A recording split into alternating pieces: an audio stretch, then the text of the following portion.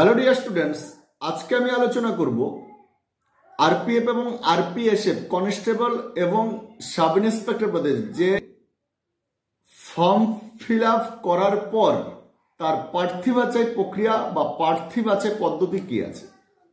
এর জন্য আপনার প্রথমে হবে রিটেন টেস্ট। রিটেন টেস্টে কনস্টেবল পদের বেলায় প্রথমে 120 নম্বরের এমসিকিউ টাইপের সিবিটি হবে। সেই সিবিটির সিলেবাস কি আছে, 120খানা প্রশ্ন যে হবে সে প্রশ্নগুলো কোন কোন সাবজেক্টে কত কত নম্বর আসবে। যেমন জেনারেল ইন্টেলিজেন্স এবং রিজনিং থেকে থাকবে 35 নম্বর, অ্যারিথমেটিক পার্ট থেকে থাকবে 35 নম্বর, আর হলো আপনার general awareness including current affairs থাকবে 50 নম্বর। তাহলে 35, 35, 70 আর 50, 120 নম্বরের 120টি প্রশ্ন থাকবে, প্রত্যেকটির মান 1 করে। তাহলে 120। এখানে নেগেটিভ আছে, একটা প্রশ্ন ভুল হলে 1 নম্বর কেটে নেবে। এটা কিন্তু অনেক হার্ডই, ঠিক আছে। অন্যান্য পরীক্ষায় 4টে বা 3টের মধ্যে 1 নম্বর কাটে, এখানে একটা ভুল হলেই 1 নম্বর কাটবে। সময় থাকবে 1.5 ঘন্টা, মানে 90 মিনিট। এই পরীক্ষাটা দিলে যারা ওবিসি এবং জেনারেল ক্যান্ডিডেট রয়েছেন তাদের 120-র মধ্যে পাশ করতে হবে, 42 নম্বর পেয়ে মিনিমাম 42 তুলতেই হবে। আর তপশিলীরা 36 নম্বর পেলেই পাশ করতে পারবেন। কিন্তু পিইটি এবং পিএমটি মানে ফিজিক্যাল মেজারমেন্ট এবং ফিজিক্যাল এফিসিয়েন্সির জন্য আপনাকে ডাকবে 10 গুণ পার থেকে। যারা পাশ করে থাকবে সেখান থেকে 10 টাইমস মানে 10 গুণ পার থেকে ওরা পিইটি এবং পিএমটির জন্য ডাকবে। আপনার থেকে ফিজিক্যাল এফিসিয়েন্সি টেস্ট। এখানে ছেলেদের বেলায় কনস্টেবল পদে ছেলেদের বেলায় 1600 মিটার দৌড়াতে হবে, 5 মিনিট 45 সেকেন্ডে দৌড়াতে হবে 1600 মিটার। তারপরে থাকবে আপনার 4 ফুট হাই জাম্প এবং 14 ফুট লং জাম্প। মেয়েদের বেলায় 800 মিটার দৌড়াতে হবে 3 মিনিট 40 সেকেন্ডে। তারপরে আপনার হাই জাম্প থাকবে 3 ফুট, লং জাম্প থাকবে 9 ফুট। অনেকটাই কম, কোথায় 14 ফুট আর এখানে 9 ফুট। ছেলেদের বেলায় 14 ফুট, মেয়েদের বেলায় 9 ফুট। তাহলে মেয়েদের জন্য যথেষ্ট ইজি হবে ব্যাপারটা। এই ফিজিক্যাল এফিসিয়েন্সি টেস্টে আপনি দৌড়ে একবার করে সুযোগ পাবেন, কিন্তু লং জাম্প এবং হাই জাম্পের সময় আপনি দুবার করে সুযোগ পাবেন। ধরুন প্রথমবার লং জাম্প মারলেন, আপনি কভার করতে পারলেন না, তাহলে আরেকটি সুযোগ পাবেন হাই জাম্পের বেলায় ও লং জাম্পের বেলায়।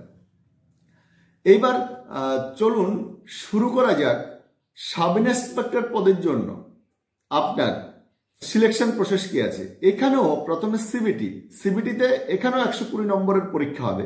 সেটা হলো সিবিটির সিলেবাসটা হলো রিজনিং এবং জেনারেল ইন্টেলিজেন্সের উপরে 35 নম্বরের 35টি প্রশ্ন, অ্যারিথমেটিকে 35 নম্বরের 35টি প্রশ্ন এবং জেনারেল অ্যাওয়ারনেস ইনক্লুডিং কারেন্ট অ্যাফেয়ার্সে 50 নম্বরের 50টি প্রশ্ন। টোটাল 120 নম্বরের 120টি প্রশ্ন। সময় থাকবে 90 মিনিট মানে 1.5 ঘন্টা।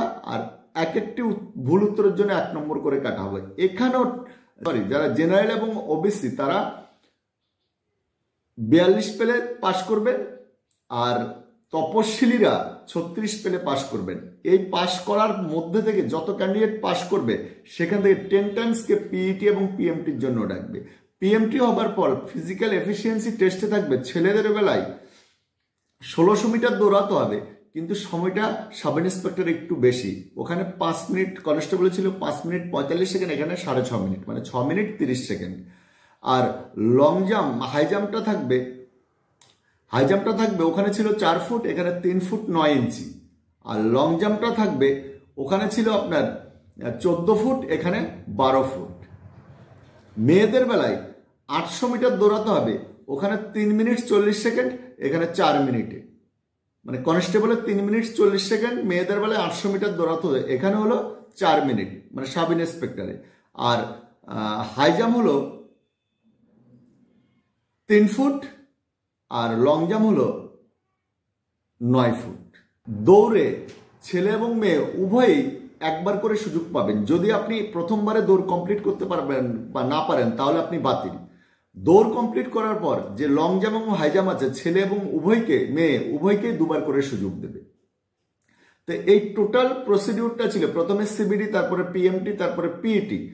তারপর হবে আপনার এই টোটালগুলোতে কোয়ালিফাই করার পর আপনার হবে মেরিট লিস্ট দিয়ে ওরা সার্টিফিকেট ভেরিফিকেশনের জন্য ডাকবে। সার্টিফিকেট ভেরিফিকেশন কমপ্লিট হয়ে গেলে আপনাকে জয়নিং লেটার পাঠিয়ে দেবে। এটাই ছিল টোটাল সিলেকশন প্রসেস।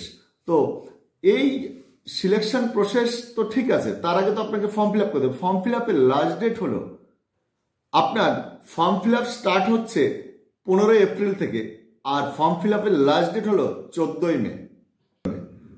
তাহলে ডিয়ার স্টুডেন্টস, তোমাদের যদি এই ভিডিওটি বা এই ইনফরমেশনগুলি যদি সত্যিকারে ভালো লেগে থাকে তাহলে অবশ্যই লাইক বাটনটি প্রেস করে দেবে এবং বন্ধুদের সাথে ভিডিওটি শেয়ার করে দেবে। আর চ্যানেলটি যদি এখনো পর্যন্ত সাবস্ক্রাইব করে না থাকেন তাহলে অবশ্যই চ্যানেলটিকে সাবস্ক্রাইব করে বেল আইকনটি প্রেস করে দেবেন, যাতে পরবর্তী ভিডিওটি সবার আগে আপনি পেয়ে যান।